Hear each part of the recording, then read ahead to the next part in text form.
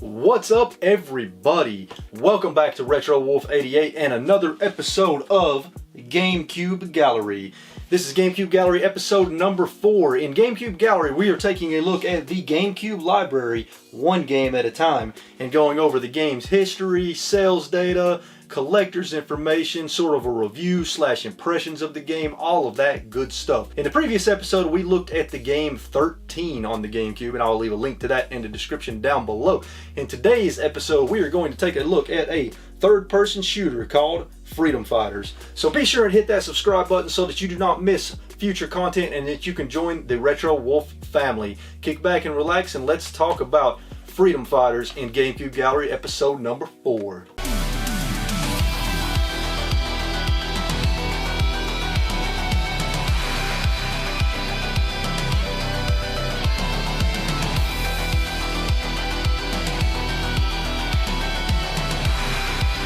So Freedom Fighters is a very fun third-person shooter where you take on the role as a plumber as he joins a resistance against the Russian-Soviet Union after they invade New York City. Freedom Fighters was released in North America on October 1st, 2003 for the Nintendo GameCube, the PlayStation 2, the Xbox, and PC. Now let's talk about how awesome this game is. So as I said before, Freedom Fighters is a third-person shooter, sort of a third-person squad-based shooter, I guess you could say. Throughout the game, as you perform tasks and rescue other fighters and heal people and save people, you will gain recruitment points, which will level you up to where you can recruit more and more people on your squad. When you first start the game, I believe you can only recruit 2 people, but as the game progresses, I think it can go all the way up to 12 if I remember correctly. Let's start by talking about the graphics, right? Because in Freedom Fighters, the graphics just don't really hold up today like some of the other GameCube games do that I've played on the channel.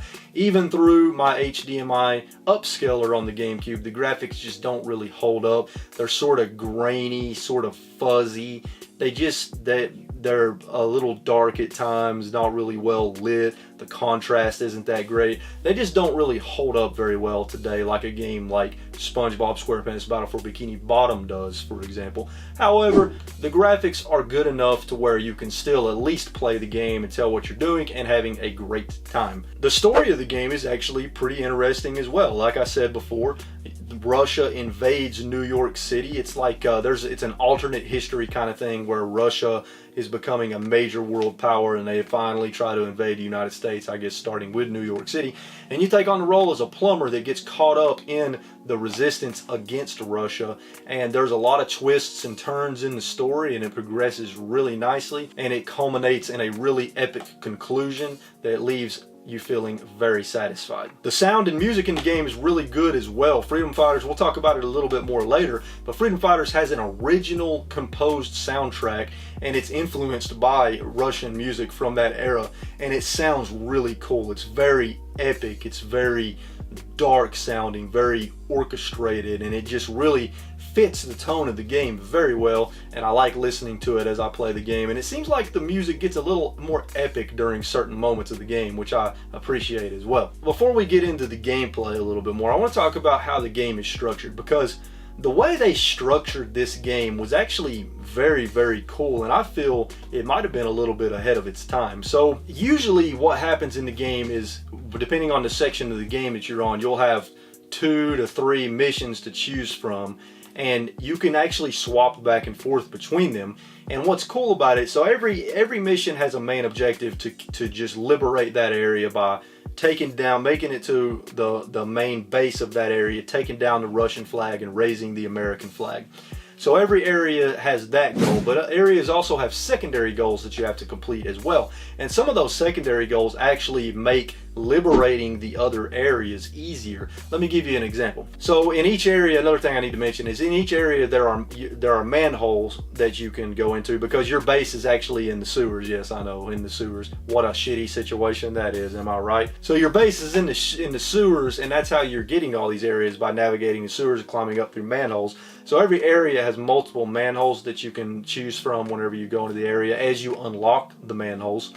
And manholes also serve as a quick save spot. But so the areas kind of, the mission areas kind of interrelate with one another. So for example, in the 3 areas that I just finished, 2 of the areas had an attack helicopter that flies around the level, and if it sees you, it will mess you up, you and your squad. It will completely destroy you. Now, you can still get around the helicopter if you play smart carefully and don't rush into the situation, but one of the other areas actually had a helicopter pad and fueling station, so if you go to that area first and blow up the fueling station with C4, then you go to the other areas and the helicopter's gone because you've effectively taken out the fuel source for the helicopter. Another example of this, the C4 that you use to blow up the helicopter fuel station. Well, you may not have that C4, so you may have to go to one of the other areas and find C4, go back to a manhole cover, then go to the other area, use that C4 to blow up the fuel station. There's a lot of kind of interrelated missions and goals between the mission areas that you have in front of you at any given time, and depending on what you do in certain areas, that may make other areas easier to deal with, and I just love that. That's really cool. To me, that gives the player extra freedom and makes the game a little bit more open-ended, interesting, and fun. Now let's talk about the gameplay and the controls a bit. So the controls are pretty simple. Third-person shooter. You move with one stick. You sort of aim with the other stick. You have a jump button. You have a button that'll let you aim down your sights, but you can't really move good when you're aiming down your sights. You move very, very slowly. And then you've got a button to bring up your weapon wheel so that you can swap between weapons. You've got a fire button. And then you also have a button to open up your map, a button to crouch, and then you have 3 buttons that you use to command your squad. So your squad that you have with you, you can either press a button to command them to follow you and stay with you. You can press a button to command them to defend their current location, your current location. And then you can also press a button to command them to go attack a certain enemy or a certain group of enemies. So very simple commands that you can give to your squad. Now your squad members can get injured to the point to where they can't fight anymore, but if you have med kits, you can go up to your squad member and you can use a med kit to heal them. Now the cool thing about it is in every mission there are resistance members scattered all over the mission, so if you lose some squad members and you don't have enough med kits to heal them, or maybe they're surrounded by enemies and you can't get to them, well, fear not, because you can recruit new squad members to replace them, thus having a new member of the squad. And you can kind of customize your squad a little bit in that what weapon they use. So you might see somebody with an AK-47, somebody with a shotgun, somebody with a pistol, somebody with a sniper rifle, and you might want to kind of mix and match them so that you have a nice variety in your squad members for your tactics. Now it's very much run and gun gameplay. It has a very forgiving auto aim system, so all you really have to do is point your gun in the general direction of the enemy and hold down the fire button, and you're going to blast that enemy away. But that does not make the game easy. You actually do have to play this game pretty intelligently. You have to kind of take your time. You can't just run into battle. You have to use cover to your advantage, and you have to maneuver smartly throughout the level, in and out of cover, taking out enemies, trying to take over enemy checkpoints where they might have a big mounted machine gun. There's explosive barrels and stuff scattered around the level that you can take advantage of. Of course, you have a variety of guns that you acquire as you play through the game, and explosives and stuff you can use as well. There's no melee attack, but that's okay. You don't really need one. And there's also not a reload button. Your character will reload his gun automatically, either when the clip is empty or after a few seconds of not shooting, he'll go ahead and reload automatically. And you know, that's pretty cool. That's different. You don't see that very often. But the game is a lot of fun, and it is challenging. If you try to run and gun your way through it, you're probably going to get killed pretty quickly. You do have to take your time. You do have to play somewhat tactical and use cover to your advantage, and not just rush into battle. Kind of analyze the situation and figure out the best way to approach it. And another thing that I like is within each mission area, there are actually branching paths that you can take. There's shortcuts, there's secret areas, there's buildings you can go into. So there's more than one way to get from point A to point B. Most of the time there are multiple ways to get from point A to point B, and you can kind of find the best path that will work for you. Now the game also has a 1 to 4 player multiplayer mode. I did not get a chance to try that out, so I don't really know if that's fun or not. If you know anything about the multiplayer mode in Freedom Fighters, let me know in the comments down below. But I really love Freedom Fighters. I think it's a fantastic third-person shooter, and it's a game that I do not hear a lot of people talking about, so I consider it to be a hidden gem, and that really shows because the game didn't really sell that well, which we're going to get into in just a moment. So I give Freedom Fighters 2 thumbs up. It's one of my favorite hidden gem GameCube games, and I highly recommend that you pick up a copy and check it out because it's not a very expensive game, and you can get it for PC, Xbox, PS2, or GameCube, whichever console or platform you want to play it on. Now, let's get into some additional information about the publisher, the developer, and the game itself as far as history and sales and fun facts and stuff like that go. So here we go. So as I stated before, Freedom Fighters was released on October 1st, 2003 for all 3 consoles at the time, as well as the PC. It was developed by IO Interactive and published by EA Games. Now, most of you know who Electronic Arts, otherwise known as EA, is. They are one of the biggest mega publishers of video games in the entire world, and they're also one of the most hated publishers in the entire world, and I'm not going to get into why in this video. There's just not enough time to get into all that. They didn't used to be hated though. Back during the GameCube, PS2, and Xbox era, they were a mega publisher that released lots and lots of really good video games for all 3 consoles, and people really liked EA back in those days. A lot of the games that you see here behind me were published by EA. They published an insane amount of games during that era. Now, EA was founded in 1982 by an Apple employee, and they started off publishing PC and Atari games before moving on to NES, Sega Genesis, and Super Nintendo once they really started to see that the console market was really taking off and on the upswing. They switched over to consoles. Now, I'm not going to go into a whole lot of detail about EA's history because we just don't have enough time in this video to do that, but needless to say, once they started EA Sports developing games for consoles, they became bigger and bigger and bigger and more successful until they ultimately became one of the biggest mega publishers of video games in the world, and unfortunately became the greedy company that they're known as and hated as today. Now, here are just a few notable EA published games and game series that came out prior to the release of Freedom Fighters. So we have several sports series such as the FIFA series, Madden, NASCAR, NBA Live, NHL, and NCAA football. We've got the Command & Conquer series. They also published the PlayStation version of Diablo. They published the Harry Potter movie games. They published several 007 games. They published the Lord of the Rings movie games. They published the Medal of Honor series, the Need for Speed series, the SimCity series, the Sims series, the SSX series, and one of the greatest games ever made in the history of video games, Shaq Fu. Those are just a few of the games that EA published, just a drop in the bucket.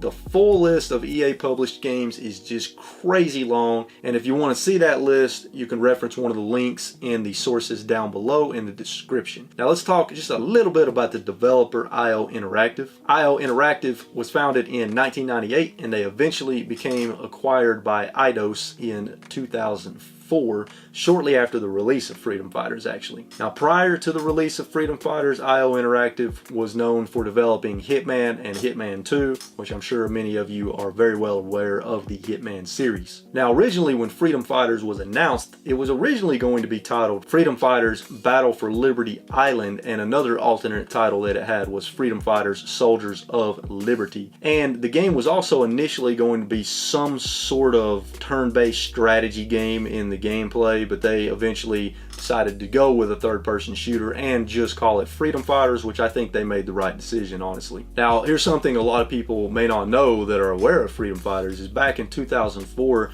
Eidos actually stated that they were planning a sequel for Freedom Fighters for a possible 2005 release, but sadly it never came to fruition. Neither Eidos or IO Interactive had anything else to say about the Freedom Fighters sequel, and it just kind of disappeared into obscurity, never to be talked about again.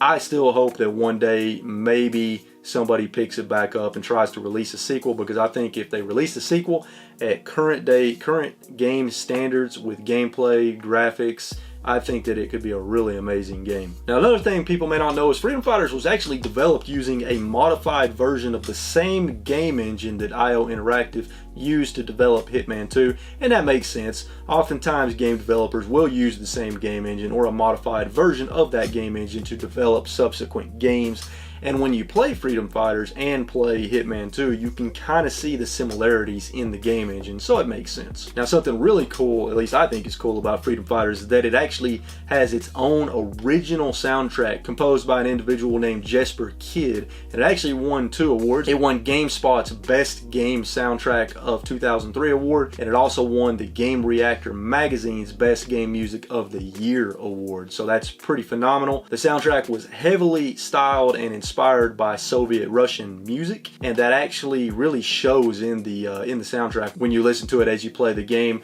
The background music is very epic and very foreboding and almost kind of dark sounding, and it just really fits the narrative of the game and the gameplay, and it works really well. I like it a lot. Now, one thing that I like to do with this series is try to see if I can find the fastest speed run of the game that I'm talking about, and the fastest speed run for Freedom Fighters is on the PC version, and it was 21 minutes and 41 seconds.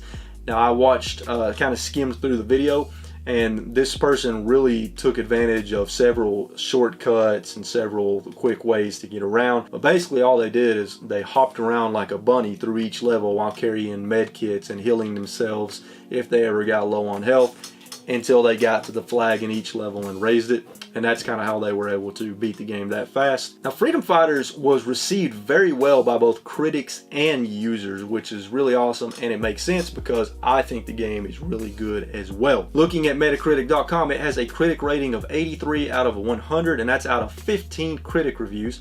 The low end score being 73 and the high end score being 92. The user score is 73 out of 100 out of 13 user reviews, which is a little bit lower than the critical score, but still really good. I consider anything over 70 as far as Metacritic scale goes to be a really good game. However, as we are fixing to see, good critical reception does not necessarily translate into good sales. Now, as is usually the case for any multi-platform games that I talk about in this series, the GameCube version sold the least. It only sold around 100,000 copies in North America. The Xbox version sold the second best with 170,000 copies in North America. And the PS2 version sold the best, which is also usually the case, with 250,000 copies in North America. Sadly, when you look at all the sales data together worldwide, the game did not even break 1 million copies worldwide, and I would say that's probably why they never really pursued a true sequel to the game. Now, as far as the price goes for collectors,